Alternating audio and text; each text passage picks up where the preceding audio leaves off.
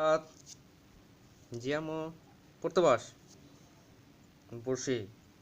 পড়তে বস। বসতেছি তো। পড়তে বস। পড়তে বস। আসলে ছোটবেলা থেকে আমরা প্রত্যেকেই বাবা মার থেকে এভাবে পড়ার কথা শুনে বড় হয়েছি। তারা এতবার করে কেন পড়ার কথা বলতেন?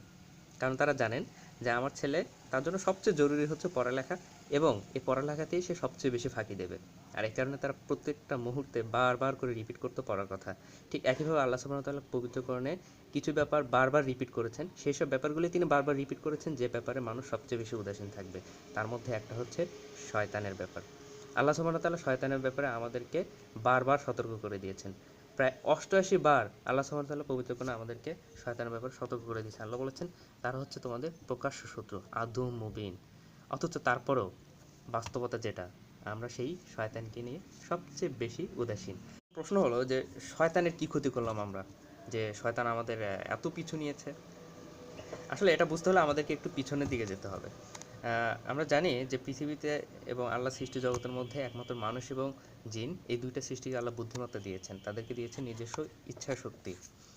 এছাড়া অন্য কোনো সৃষ্টিকে এই নিজস্ব ইচ্ছা শক্তি দেওয়া হয়নি। তো আল্লাহ সুবহানাহু ওয়া তাআলা প্রথমে সৃষ্টি করেছেন জিনকে। সূরা হিজরের ২৭ নম্বর আয়াতে আল্লাহ বলছেন তিনি মানুষকে সৃষ্টি করার আগে আগুন থেকে সৃষ্টি করেছেন জিনকে।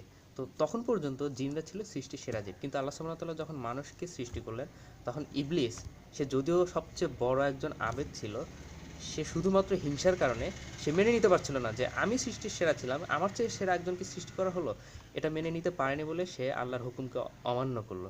আল্লাহ সুবহানাহু ওয়া তাআলা তাকে বলেছিলেন যে তুমি একে সিজদা করো, আদমকে সিজদা করো, কিন্তু সে সিজদা না করে অহংকার করলো। আর সেই মুহূর্তে সে চির অভিশপ্ত হয়ে গেল।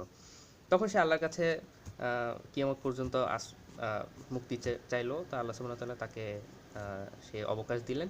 তো সেই দিন সে আল্লাহর কাছে চ্যালেঞ্জ করেছে, হে আল্লাহ, যে মানুষের কারণে আমি ক্ষতিগ্রস্ত হলাম, সে মানুষকে আমি ক্ষতি করে ছাড়বো সব দিক থেকে।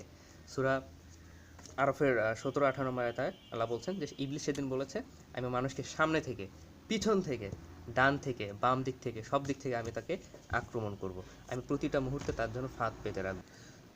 শয়তান এবং তার সাঙ্গপাঙ্গ যারা আছে তারা আসলে সেই দিন থেকে আমাদের উপর শত্রুতা পোষণ করে আছে, এবং কিয়ামত পর্যন্ত তারা আমাদের শত্রু হয়ে থাকবে।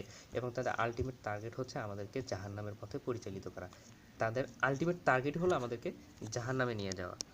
আর এ কারণে সূরা ফাতিরের ৬ নম্বর আয়াতে আল্লাহ সুবহানাহু ওয়া তাআলা বলছেন যে সে তোমাদের শয়তান তোমাদের শত্রু, তাকে শত্রু হিসেবে গ্রহণ করো। এছাড়া সূরা নিসার ৭৬ নম্বর আয়াতে আল্লাহ সুবহানাহু ওয়া তাআলা বলছেন ফাকাতিলু আউলিয়া আশ-শাইতান, তোমরা শয়তান আর তার সাঙ্গপাঙ্গদের সাথে যুদ্ধ করতে থাকো। ইন্না কাইদা শাইতানি কানা দাইফা, এবং শয়তানের কৌশল কিন্তু খুবই দুর্বল। আল্লাহ আমাদেরকে বলে দিচ্ছেন যে ভয় পাওয়ার কোনো কারণ নাই, নিশ্চয়ই শয়তানের কৌশল হচ্ছে খুবই দুর্বল।